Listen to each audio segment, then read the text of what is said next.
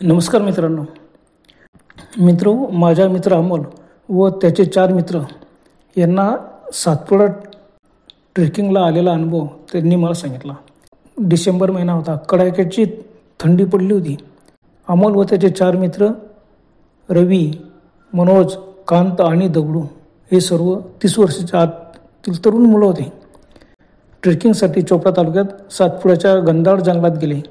दिवसभर पूर्ण जंगलात दऱ्याखोरात ते फिरले. खूप थकून गेले होते. संध्याकाळची वेळ. त्यांना जंगलाच्या मध्येच एक जुने घर दिसले. खूप मोठं घर दिसलं. कौलारू घर होतं. ते घराजवळ आलेत.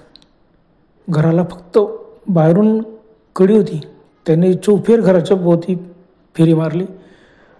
संपूर्ण दाट झाडी आणि वेल इतके वाढले होते की बराचसा भाग त्या वेलांनी घराला पूर्ण वेढून घेतलेलं होतं. त्यांनी पाहिलं घराच्याला फक्त एकच मेन दरवाजा होता. टुमदार घर होतं. मस्त कौलारू, मजबूत बांधलेलं. खिडक्याही मोठमोठ्या पण काचेच्या सर्व बंद होत्या. पुढच्या दरवाजाला मात्र कडी होती. मग त्यांनी काय केलं, कडी उघडली. मध्ये पाहिलं, मध्ये तर कोणीच नव्हतं. अरे, सर्व घर खाली. सर्व फिरले. 4 रूम होत्या. 4ही रूममध्ये एकदम काहीच सामान नाही. पूर्ण रूम खाली. त्यांना कमाल वाटलं, एवढं चांगलं घर पूर्ण खाली, असं कसं? मग त्यांनी विचार केला. त्यांना रात्र घालवायला योग्य जागा हवी होती, म्हणून त्यांनी ठरवलं की याच घरात थांबू. संध्याकाळची वेळ होती. आजूबाजूला काहीच नव्हतं. घनदाट झाडी, दुसरं काहीच नाही. बापरे, एवढे मध्यभागी कसं काय घर बांधलेलं आहे आणि इतकं टुमदार घर, मजबूत एकदम. संपूर्ण खोल्या पाहिल्या. घरात जायला फक्त एकच मेन दरवाजा होता आणि तोही सुद्धा मजबूत एकदम. आणि सर्व खिडक्या वगैरे तपासल्या. सर्व खिडक्या मजबूत, एकदम बंद काचेच्या. त्यांनी पाहिलं, कमाली, एवढं चांगलं घर कोणी राहत कसं नाही. आणि खाली धूळ, झाडं, संपूर्ण घर पूर्ण धूळ बसलेली. सर्वांनी विचार केला, नाही इथं अगोदर कोणीतरी राहत असेल आणि आता खाली असेल. कोणीच राहत नाही, मग धूळ कसं राहणार आहे. पण तरी त्यांना शंका आली की घराला मग कुलूप कसं नाही. मग रवी म्हणाला, अरे बाबा, जंगलात काय नाही, घरामध्ये काय सामान नाही, काही नाही, काय कुलूप ठेवते, नुसती कडी लावलेली, जाऊ दे, आपल्याला काय करायचं. मग त्यांनी विचार केला की खरंच घर खूप मस्त आहे. त्यांना पण रात्र घालवायला योग्य जागा होती, म्हणून त्यांनी ठरवलं की याच घरात थांबू. पूर्ण फिरले तर आज दिवे वगैरे काहीच नव्हतं, म्हणजे काही सामानच नव्हतं. नुसतं खाली खोल्या. खिडक्या वेलीने इतक्या झाकलेल्या होत्या की मध्ये अंधार वाटत होता. म्हणजे त्यांनी टार्चच्या प्रकाशात सर्व खोल्याचे निरीक्षण केलं. आता घर मोठं, 4 खोल्या आणि सर्व खाली, सर्व रूम खाली होत्या. खाली मस्तपैकी फरशी लावलेली होती. फरशीवर खूप धूळ होती. त्यांना तेवढ्यात एक झाडू दिसला. मग त्यांनी काय केलं, त्यांनी विचार केला की आपण आता इथंच मुक्काम करू रात्रीच्या वेळेला. कारण यांना नेहमीची सवय होती कुठं जायचं, एखाद्या वस्तीवरती मुक्काम करायचं, मस्त ट्रेकिंग करायचं, जंगलाचा अनुभव घ्यायचा, बस 1-2 दिवस फिरायचं आणि मग घरी यायचं. मग त्यांनी विचार केला, चला आता आपण इथंच मुक्काम करू. तो झाडू पाहिला. मोठं झाडू होता. पुढची रूम जी होती ती झाडून टाकली, स्वच्छ एकदम. सामान वगैरे तिथंच ठेवलं. त्याच्याजवळ बॅगा होत्या, अंथरूण पांघरून होतं, पाण्याच्या बाटल्या होत्या, डबे होते. अमोल म्हणाला, अरे बाबा, इथं कोणीतरी असणारच. असं नाही, कडी लावलेली म्हणजे एखाद्या वेळेला ते व्यक्ती येईल. पण रवी म्हणाला, अरे बाबा, कोणी व्यक्ती तरी इथे नेहमी येत असता. तर घर झाडलेलं असतं बघा, किती धूळ आहे, किती झाडं वगैरे सगळं. आपणच पुढची खोली साफ केली. हो, ते पण खरं, जाऊ द्या, इथं मस्त आपण रात्र काढायची. पण तरी रवी म्हणाला की एखाद्या वस्तीतील घरात मुक्काम करतो. पण बाकीचे म्हणाले, अरे रवी, ऐसा मौका पुन्हा मिळणार नाही. आपण कसं करू, इथंच आता रात्र घालू आणि खूप मजा येईल. झालं.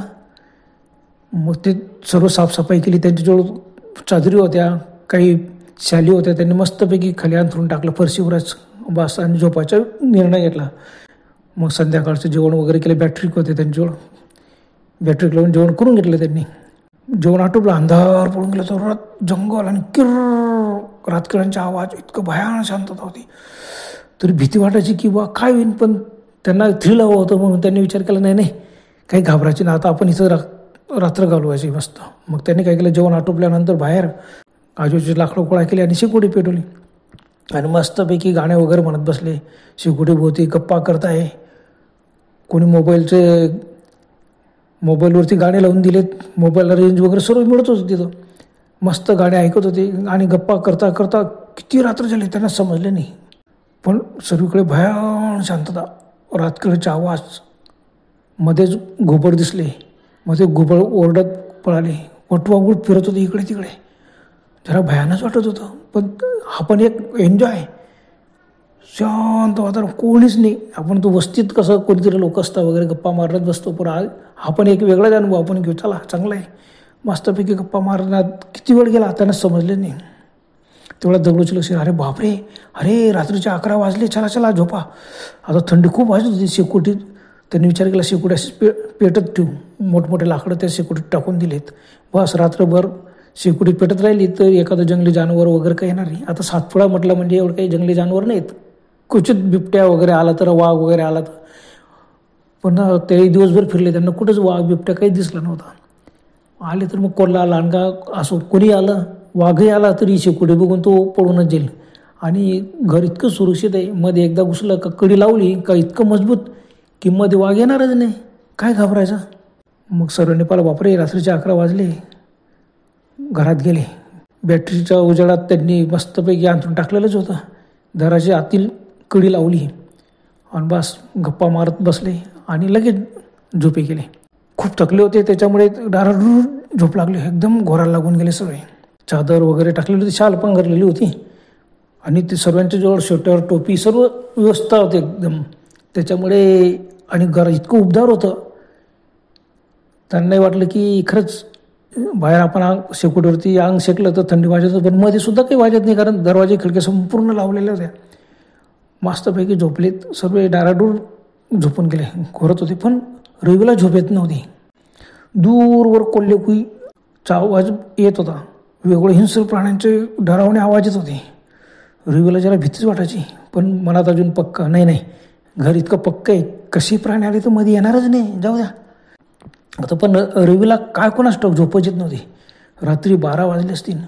अचानक रवीला असं वाटलं की कोणीतरी कुजबुज करत आहे. कोण असेल? त्यांनी मित्राला उठवलंय. सर्व उठलेत. टार्च लावून त्यांनी पाहिलं, पण कोणीच नव्हते. मग सर्व म्हणाले, अरे बाबा आपण खूप थकलेलो आहे, झोप गुच्चोप, आम्हाला झोपेतून उठून दिलं तू.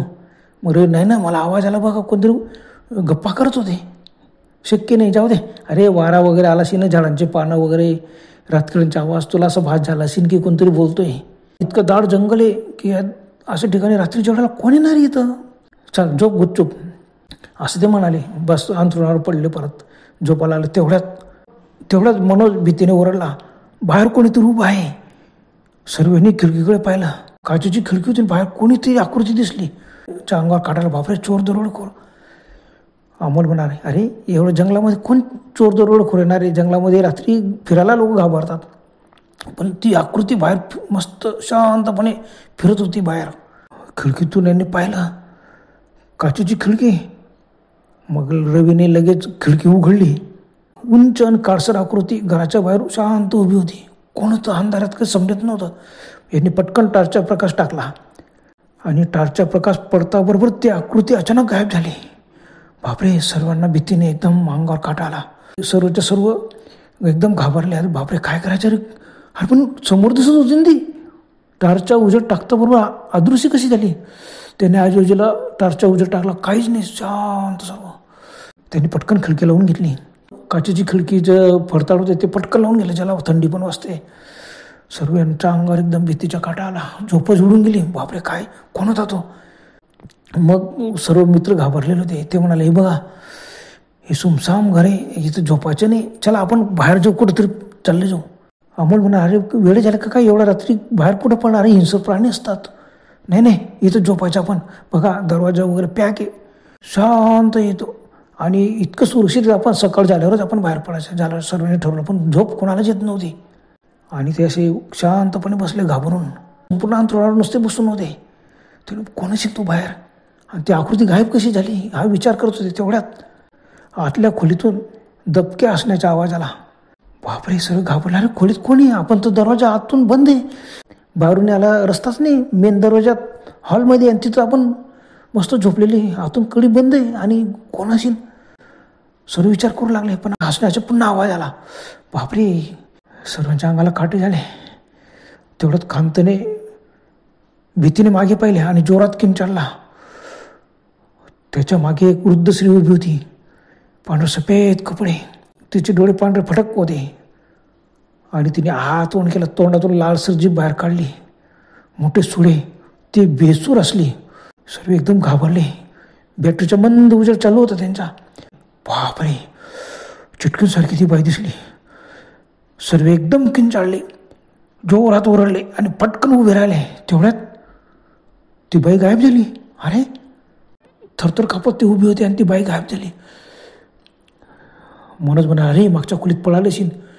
अरे पण आपण तर बॅटरीचा उजेड त्याच्यावर तर टाकला ना, पडताना दिसली असती ना, ती एकदम अदृश्य कशी झाली.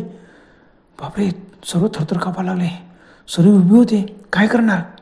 त्या खोलीमध्ये एकदम एवढा थंडगार वारा आला, इतका गारठा वाढला की जसं काही आपण फ्रीजमध्ये बसलोय का असं वाटायला. थंडगार वारा, खूप गारठा वाढला. सगळे घाबरले आणि जोरजोर खिडक्यांचा आवाज येऊ लागला. बाहेरून दणादण दणादण कोणतरी खिडक्यांवर हात मारत होते. त्यांनी बॅटरी लावली, खिडक्यांच्या बाहेर कोणी दिसत नव्हते. मग यांनी विचार केला, नाही आपल्याला की नाही घाबरल्यामुळे इथंच भास होत असेल. तेवढं त्यांचं लक्ष गेलं. मागच्या खोल्यांमध्ये एका खोलीमध्ये असं मिणमिणतं उजेड दिसलं. अरे काय. अमोल आणि कांत त्यांनी ठरवलं, नाही चला आपण पुढच्या खोलीत बघू त्या खोल्यांमध्ये काय. मिणमिणतं उजेड दिसतो आणि दरवाजे फक्त असे अर्धवट लावलेले. ते दोघं पुढे गेले, त्यांच्या पाठीमागे हे सर्व गेलेत आणि धपके पावलाने गेले. अरे, त्या खोलीतून असं कोणतरी मंत्र पुटपुटण्याचा आवाज आला. अरे बापरे, मंत्र उच्चार चालू आहेत. सर्वांनी एकमेकांच्या तोंडाकडे पाहिलं. अरे काय असेल तिथं. मग अमोल सर्वांच्या पुढे गेला. सर्व त्याच्या मागे मागे धपक्या पावलाने गेले. त्या खोलीचा दरवाजा हळूच उघडला. किर्र आवाज करून दरवाजा उघडला आणि काय समोरचे दृश्य बघतून सर्वांच्या पायाखालची जमीनच सरकली. समोर त्या खोलीत एक म्हातारी बाई बसलेली होती. मस्त मेणबत्त्या पेटवलेलं ते मोठं रिंगण होतं. पूजा करत होती ती. थरथर कापत मागे सरकले. कोणी बोलले नाही. एकमेकांच्या हात धरून मागे आले, हॉलमध्ये आलेत. अरे बापरे, ही बाई आली कसं काय घरात आणि ती काय करते, मंत्रतंत्र पूजा करते. ती आली पुन्हा पण हिला दरवाजाचं कडी तर आतून बंद आहे आणि त्या घराला आपण पूर्ण चेक केलेलं आहे. मध्ये घुसायला रस्ताच नाही. काय करते. बापरे, इथं चिटके नाही. बापरे, मग सर्व एवढे घाबरले. ते म्हणायचे चला पळा आता पटापट जंगलात. इथं थांबायची नाही, काही कसं आपण जंगलात पळून जाऊ. आपल्याजवळ बॅटरी काय, प्रत्येकाजवळ बॅटरी होती, मोबाईल होते. मोबाईल त्यांनी सर्वांनी खिशात टाकलेले होते. बॅटरी का सर्वांजवळ होत्या. फटाफट त्यांनी ते अंथरून आवरलं. बॅगामध्ये सामान वगैरे भरला आणि पाचीच्या पाची उठले. दरवाजाजवळ गेले. रवीने दरवाजा उघडण्याचा प्रयत्न केला. अरे, दरवाजा कडी काढली, मग दरवाजा उघडतच नव्हता. बाहेरून कोणीतरी कडी लावलेली होती. अरे बापरे, अरे हो, ती काळी आकृती दिसली ना, तिने हाल लावला. आता काय करायचं. ते थरथर कापत. तेवढ्यात 3-4 स्त्रिया असतील. त्यांच्या हसण्याचा आवाज आला मागच्या खोल्यांमधून. बापरे, अरे एवढ्यात आपण बघितलं एकच बाई होती तिथं. 3-4 बायांचा आवाज भेसूर आणि जोरजोराने हसत होते ते. बापरे, सगळे घाबरले. तर पळायचे कुठून. आतल्या खोलीतून तर जोरजोरात हसण्याचा आवाज येतच होता. बापरे, ती एक बाई पूजा करते आणि बाकीचं. अरे हा, ते बाकीच्या दुसऱ्या खोलीत असतील हे लोक. आता काय करायचं. ते जर इकडे आले तर. मग यांनी सर्वांनी बॅटरी चालू ठेवल्या. एवढा उजेड होता पण त्या खोल्यातून कोणीही बाहेर आलं नाही. मंत्र उच्चाराचा आवाज येतो, मध्ये हसण्याचा आवाज. आता त्यांच्या पायाखालची जमीनच सरकली. काय करायचं, पळायचं कसं. दरवाजाचं बंद आहे. सगळे घाबरले होते. अचानक दगडूला वाटले की कुणीतरी त्याच्या खांद्यावर थंडगार हात ठेवला आहे. त्याने मागून ओढून पाहिले पण तिथं काहीच नव्हते. बाकीचे मित्र तर दूर उभे होते. अरे, सगळे आपल्या समोर उभे पाठीमागून कोणी हात लावला. दबक्या आवाजात म्हणा, अरे पळा, काहीतरी मार्ग काढा. आणि मनोज आणि अमोलने मग खूप जोर लावला. दरवाजा उघडण्याचा प्रयत्न केला. जोरजोराने दरवाजा हलवला की बाहेरची कडी उघडी, पण बाहेरून कडी घट्ट लावलेली होती. सर्व घामाघूम झाले होते. थंडी खूप गारठा खोलीत. पण तरी सर्वांना घाम सुटला होता. स्वेटर टोपी त्यांना असं वाटत होतं की आपण स्वेटर अंगावर काढून फेकून द्या, इतका घामाच्या धारा वाहत होत्या. आता काय करायचं. रवीचं लक्ष गेलं. अरे बघा, एक खिडकी होती. ते खिडकीचे जे गज लावले होते ना, त्याच्या साईडने मनोजने डेअरिंग केली. नाही मी जातो. त्याने ती खिडकीतून कसा तरी तो बाहेर निघाला. मनोजला सुद्धा असे बारकासा होता, त्याच्यामुळे तो पटकन बाहेर निघाला. पण सर्वांना बाहेर जाणं शक्यच नव्हतं. पटकन तो पुढे गेला, दरवाजाची कडी उघडली, दरवाजा एकदम उघडला. बापरे, सर्वांना एकदम आनंद झाला. सर्व पटापट पटापट बाहेर आले. सर्वांनी बॅगा वगैरे खांद्याला पाठीला लावलेल्याच होत्या.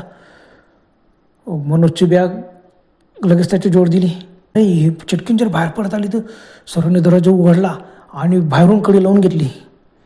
मग आम्हाला म्हटलं, अरे ती चिटकीने कडी आतून कडे असताना ते मध्ये आलं तर का बाहेर येऊ शकणार नाही का?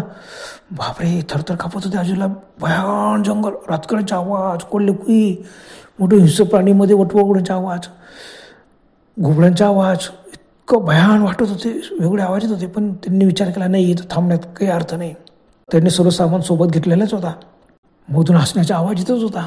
मंत्रोच्चार एकदम मोठमोठ्याने होत होते. तर बापरे, ही चिटकीने आता इथं थांबायचं आणि पळा. बस एकमेकांचा हात धरला.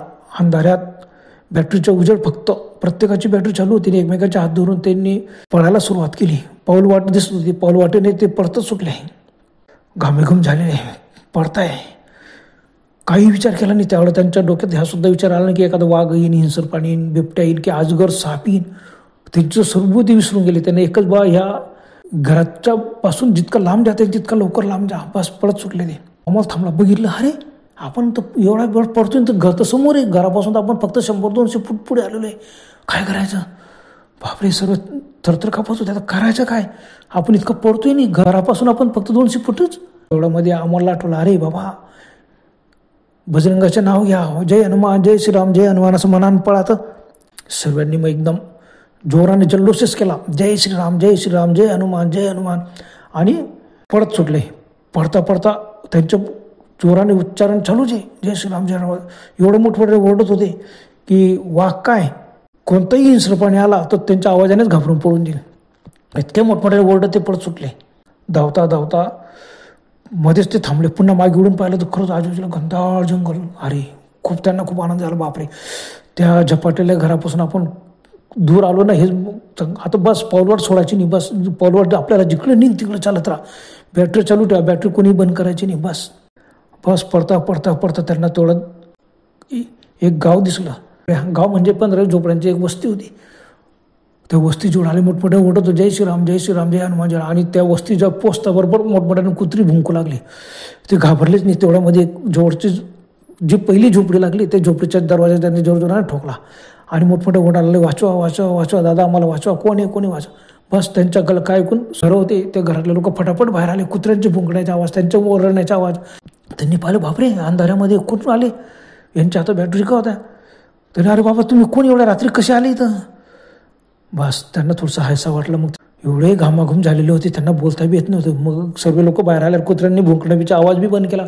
सर्व घोळखात्यांच्या भोवती उभा ते सर्वच्या सर्व उभे राहिले होते. आजूबाजूला संपूर्ण लोक झाले, बाया माणसं बाहेर आलेत.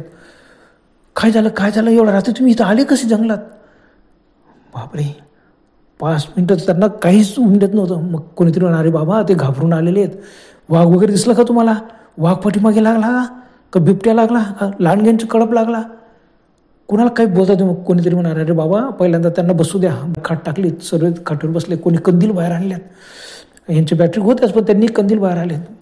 सरांनी पाणी दिल्यावर थोडंसं पाणी पिलं. यांच्याकडे पाण्याच्या बाटल्या होत्या पण त्यांनी दिलेलं पाणी यांनी पटकन पिलं. मग थोडंसं हायचं वाटलं. मग त्यांनी सांगितलं, भयान जंगलात मध्ये दाट झाडाच्या झुडपात एक घर दिसलं. त्या घरात आम्ही रात्री मुक्काम केला होता आणि तिथं असा अनुभव आला. बापरे. मग गावकऱ्यांनी सांगितलं, ते जे घर आहे ना तिथं तुम्ही मुक्काम करायला नको होता. काय इथून काय 2-3 किलोमीटर अंतरावर तिथं आमची वस्ती होती. आम्हाला राहू, पण आम्हाला काय माहिती की तुमची वस्ती इथं लागेल, जाऊ द्या. मग सर्व लोक म्हणाले, अरे बाबा त्या घरात पूर्वी एक म्हातारी राहायची. लोक म्हणतात तिला काळी विद्या येत होती आणि त्यातच तिचा अंत झाला. त्या दिवसापासून कोणीही त्या घरात जात नाही. तिचं संपूर्ण विधी मार्ग संपूर्ण केला की चालू हे मांत्रिक येईन. ती मेलेली होती, ती पूजा पाठ केलेलं चक्र तिथंच ती मरून पडलेली होती. पण तरी सर्व लोकांनी तिचा अंतविधी वगैरे केला आणि त्या घरातलं सर्व सामान वगैरे तिचे नातेवाईक आलेत. तर ते सर्व लोक त्या घराला पूर्ण सामान घेऊन गेले आणि ते घर जसं तसं आहे. त्या घरात काय करतील? त्या घराला फक्त बाहेरून कडी लावलेली. तुम्ही त्या घरात खरंच जायला नको होते. त्या घरात तुम्ही मुक्काम करायलाच नको होता. आता हे यांना काय माहिती की ते चिटकिनीचं घर आहे. आणि बघा त्या घरात आतापर्यंत बरेच लोक गेलेत आणि त्यांचे फक्त मृतदेह सापडलेत. भयान चेहरा, संपूर्ण अंगाला ओरबडलेलं रक्तबंबाळ आणि डोळे विस्फारलेले, काहीतरी भयानक पाहिलेलं. आणि असेच प्रेत तिथं सापडलेलं. आतापर्यंत 4-5 प्रेत तिथं सापडलेले आहेत. त्या घरात कोणी घुसत नाही, पण कडी लावलेली असते, कोणी येतो, उघडतो, मध्ये जातो. वस्तीतले लोक गेले, वास यायला लागला खूप. तर तिथं जाऊन बघतात तर खरंच दरवाजा उघडा असतो, मध्ये कोणीतरी मेलेलं असतो. आतापर्यंत असे 4-5 लोक तिथं मेलेले आहेत. तुम्ही नशिबान आहात की तुम्ही जिवंत परत आलेत. 5 मित्र इतके घाबरले. ते रात्रभर मग त्या वस्तीत त्यांनी मुक्काम केला आणि त्याच्यानंतर ते वापस घरी आलेत दुसऱ्या दिवशी. ट्रेकिंगच्या ऊस जात नाही, परंतु इतर भागात कुठे गेले तर संध्याकाळच्या ते एखाद्या वस्तीत जातात, तिथं मुक्काम करतात. बस असं रात्री असं भयान जंगलात जायचे नाही आणि भयान जंगलातलं एखाद्या सुमसान घरामध्ये मुक्काम करायचे नाही असं त्यांनी ठरवलं. पण काही कुणास ठाऊक ते चटकिनीचे घर होतं. माझे मित्र अमोल यांनी मला सांगितलेला अनुभव खरं खोटं त्यांनाच माहिती. पण एवढे घाबरलेले ते, आता रात्रीच्या वेळेला असं कुठं मुक्काम करायचं नाही, सुमसाम घरात, जंगलातील असं भयान घरात मुक्काम करायचं त्यांनी पूर्ण निश्चय केलेला आहे. पण त्या रात्रीचे भयावह अनुभव अजूनही त्यांच्या स्वप्नात येतात. माझ्या मित्र अमोल यांनी व त्याचे मित्र यांनी हा अनुभव सांगितला. खरं खोटं त्यांनाच माहीत. बरं तर मित्रांनो, आजपुरतं एवढंच. पुन्हा भेटूया लवकरच. तोपर्यंत गुड बाय.